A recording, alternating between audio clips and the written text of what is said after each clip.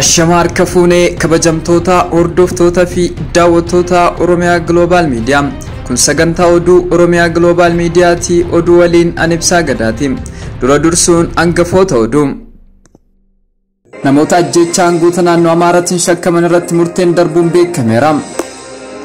Yeroo filannoo qaamoleen seera kabachiisan mirgoota namummaa akka kabajan koomishiniin mirgoota namummaa Itoophiyaa gaafateera. Leebaanos humna waraana ishee beelan rakkachaa jiruuf deeggarsa gaafatteerti. Gareewwan dorgommii yeroo bara 2020 irratti hirmaatan yoo taphattoonni isaanii qaruuraa dhugaatii ispoonsaroota dhiyaate of duraachi butan adabamuu mala jechuun kubbaan miilaa Awurooppaa beeksiseera. Kabajamtoota hordoftoota fi daawwattoota Oromiyaa Global Media chaanaalii keenya subscribe gochuun odeeffannoo waayitaawwan akka isin bira gochuu dandeettu.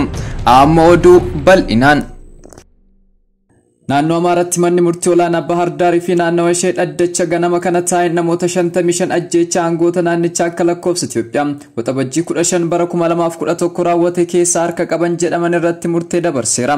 Himatamtoota kanneen keessaa 6 isaanii bakka hin jirretti dhimmi isaanii ilaalamaa kan ture yoo ta'u 49 immoo qaamaan argamuun dhimma isaanii hordofaa turaniiru. Haaluma kanaan manni murtichaa himatamtoota galmee 2000 Maargeetinnat jalatti tarreeffaman 55 keessaa 20 isaanii bilisaan akka bahan murteesseera. Namoota bilisaan akka geggeeffaman murtaa'e keessaa tokko obbo Zamana Kaasaadha. Himatamaa tokkoffaa kan turan 2000 Maargeetinnat himatamtoota 15ffan Baala Saw Saffinoo fi himatamaa 44ffaa Liqanoo Saffinoo bakka hin jirretti murtee balleessaan kan irratti darbe yoo ta'u abbaan alangaas himatamtoota adda duraan sadan kanneen irratti yaada adabbii akka kennuuf har'a waaree boodatti ajajameera. Manni murtichaa himatamtoota hafan 31 irratti ammoo mormii himannaa fi ragaa faccisaa isaanii dhaga'uuf akka lakkoofsa Itoophiyaa adoolessa 5 bara 2013 beellama qabateera. Aangoota naannoo Amaaraa yaalii fonqolcha akka lakkoofsa Itoophiyaa waxabajjii 15 bara 2011 raawwatameen lubbuu isaanii darbe keessaa tokko pirezidaantiin naannichaa kan turan Dr. Ambaachoo Mokonnin turani. Kana malees guyyaadhuma sanatti gorsaa pirezidaantii naannichaa kan turan Azzaza Wasana dabalatee Itamaajoor Shumee ajajaa waliigalaa raayyaa ittisa biyyaatiin kan turan Jeneraal Saaraa Mokonninii fi sooramarra kan turan Jeneraal Gaazii Abarraa ajjeefamuun isaanii ni yaadatama. Yeroo sanitti itti gaafatamaan biiroo nageenya naannoo Amaaraa kan turan Birgeedir Jeneraal Saammanoo Tsiggee yaalii mootummaa fonqolcha hoogganaa akka turan erga dubbatanii booda humnoota nageenyaatiin dhiheenya magaalaa Bahar Daaritti ajjeefamuun isaanii gabaafamee ture. Yeroo filannoo qaamoleen seera kabachiisan mirgoota namummaa akka kabajan koomishiniin mirgoota namummaa Itoophiyaa gaafateera. Koomishinichi filannoo biyyaalessaa wiixata dhufu geggeeffamu irratti dhimmoota mirga namummaa ilaallatan taajjabuuf iyyata galfatullee boordiin filannoo biyyaalessaa gaafii isaa akka hin fudhanne beeksisee ture. Koomishinichi ibsa jimaata baaseen naannolee filannoo keessatti geggeeffamu hundatti qaamoleen seera kabachiisan waliin marii gochuu himee jira. Marichi filannoo dura guyyaa filannoo fi filannoon booda akkamiin haala mirga namummaa eeggamu seera kabachiisuun akka danda'u hubachiisuu fi dirqama mirgoota namummaa kabajuu fi kabachiisuu qaamoleen kunniin qaban yaadachiisuuf jedhee ibsichi. Keessaa mirga yaada bilisaan ibsachuu mirga socho'uu walitti qabamuu fi hiriira nagaa godhuu dabalatee mirgoota yeroo filannoo xiyyeeffannoo barbaadan biroo tiksuu irratti gahee qaamolee seeraa ilaalchisee mariin godhamuu himameera.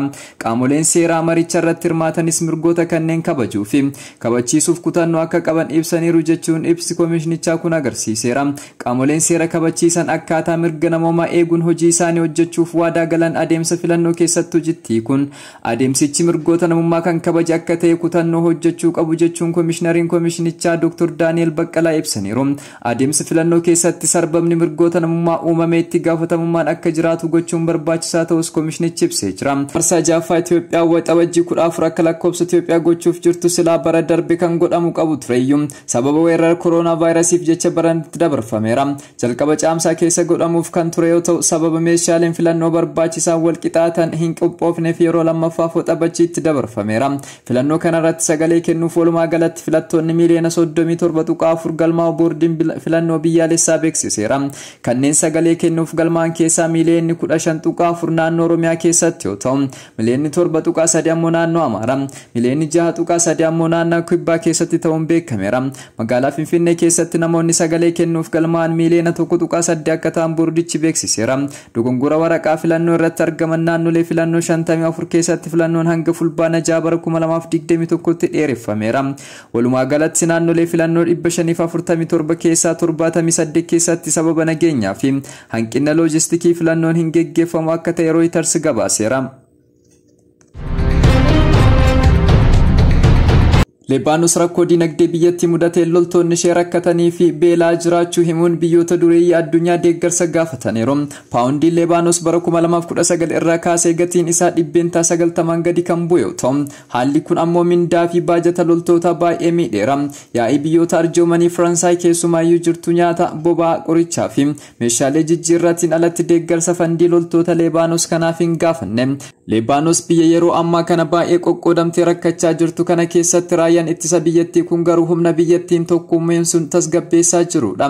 Raayyaan biyyattii walabummaadhaan maqaa gaarii kan qabu yoo ta'u, gareewwan amantaa 18 hundaa fi gareewwan siyaasaa hedduu biratti deeggarsa qaba. Biyyoonni lixaa raayyaa kanatti fayyadamuun garee hidhattoota sochii Islaamaa Shi'aa kan Hizbool haleeluuf itti fayyadamu. Raayyaan biyyattii kun haalli nageenyaa akka hin banneef yaalii taasisaa jiru murteessaa waan ta'eef ergamni isaa akka bahaniif deeggaruun hojii dursatti jechuun ture ministeerri muummee ittisa Faransaay tokko yeroo gaazexeessitootatti dubbatu himee jira. Faransaay walgahii deeggarsa kamisa kaleessaa kana kan qopheessite erga ajajaan raayyaa Lebanos Jeneraal Joosef Aoun akeekkachiisa loltoonni isaa akkuma uummata kaanii dararaa fi beelan rakkachaa jiru bitootessa keessa dubbachuu isaanii dhagahameen booda ture. Qondaalli kun aangoota siyaasaa Lebanos ifatti kan qeeqe yoo ta'u, dhoo'insa buufata Beeruut hagayya darbeetiin wal qabatee bulchiinsa yeroo ministeera muummee Hassan Daabii aangoo gadhiisuun kaabinee haaraan muudeeffame irrattis waliin hin galu ture. Ajajaan kun gaaffiiwwan jajjabduu kan akka eessa deemaa jira, maal fixuuf baasiif yaadaa jira jechuun gaafateera. Haasaa kibxata darbe taasisaniin deeggarsa argachuuf jecha fuula keenya gara mootummoota nu waliin ta'anitti akka garagalchinu taaneerra. Raayyaan miila isaatiin dhaabbatee akka itti fufu taasisuuf jecha deeggarsa argachuuf gara kallattii addunyaa kamitti imaluuf qophiidha wayita jedhan dhagahameera. Raayyaan Lebanos keessattuu gama dhiyeessii aannanii, daakuu dhiyeessii wal'aansaa, boba'aa fi meeshaalee jijjiirratiin fedhiiwwan adda baafamuu ta'an jiraachuu bakka bu'uun oduun Faransaay afaaffan maddeen ministeera ittisa biyyaa Faransaay eeruun gabaaseera. Ameerikaanis deeggarsa maallaqa raayyaa ittisaatiif taasiftu baatii darbe keessa doolaara miliyoona 15 irraa gara miliyoona 120 ol guddistee beeksiftee turte. Gareewwan dorgommii Yuuroo bara 2020 irratti hirmaatan yoo taphattoonni isaanii qaruuraa dhugaatii ispoonsarotaan dhiyaate of duraa achi butan adabamuu malu jechuun qaamni kubbaa miilaa Awurooppaa gabaaseera. Gaafa wiixataa taphataan gameessi Poorchugaal Kiristaanoo Roonaaldoo qaruuraawwan Kookaa-Koolaa 2 of duraa fageessuun namoonni bishaan akka dhugan jajjabeesse. Guyyoota itti aanan ammoo taphattoonni Firaans amantii Islaamaa hordofu Pool Pogba qaruuraa biiraa Heineken haala of eeggannoo hin qabneen of duraa fuudhee ture. Guyyaa roobis taphataan Itaalii Maanu'eel Luukaatelsi qaruuraa Kookaa-Koolaa bishaaniin bakka buuseera. Yuufeen gareewwan biyyoolessaa dorgommicha irratti hirmaatan dhaabbilee daldala wajjin godhamu dorgommichaaf murteessuu ta'uusaa yaadachiiseera. Kana malees dargaggoota fi dubartoota dabalatee guddina kubbaa miilaa Awurooppaaf daran murteessaadha jedhan qopheessitoonni dorgommichaa guyyaa kamisaa. Daayirektarri dorgommii Yuuroo bara 2020 kan ta'an Maartiin Kaaleen waan jedhan taphattoonni gama federeeshinii isaaniitiin qajeelfamoota dorgommichaa hordofuuf dirqama kontiraataa qabu. Haa ta'u malee taphattoota kanneen akka Pogba amantiif jecha waan akkasii maaliif kana akka raawwatan nan hubadha jedhaniiru. Gareewwan hirmaatan kunneen qajeelfama waliigaltee isaanii yaadachiisneerra kan jedhan Kaaleen adabbiin sirreessan fudhatamuun filannoo keessa jira jedhaniiru. Waldaan federeeshinoota kubbaa miilaa Awurooppaa kan kana ta'e UEFAan kallattiin taphattoota akkasii tolchan adabuuf karoora hin qabu. Adabbiin gosa kamuu federeeshinoota kubbaa miilaa biyyaalessaa kan ilaallatu ta'a. Gama UEFAan taphattoota kallattiin adabuutti hin jiru. Kan kana goonu gama waldaa biyyaalessaa hirmaataniin isaan akka barbaachisummaa isaatti taphattoota isaanii wajjin haasa'uu danda'u malee nuti ammaaf kallattiin taphataa sana adabuuf hin jiru jechuun Kaaleen dubbataniiru.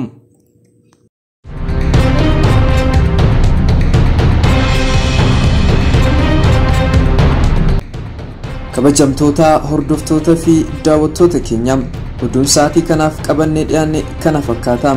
Sagantaa Oromiyaa Global Media Afaan wajjin turtii gaarii.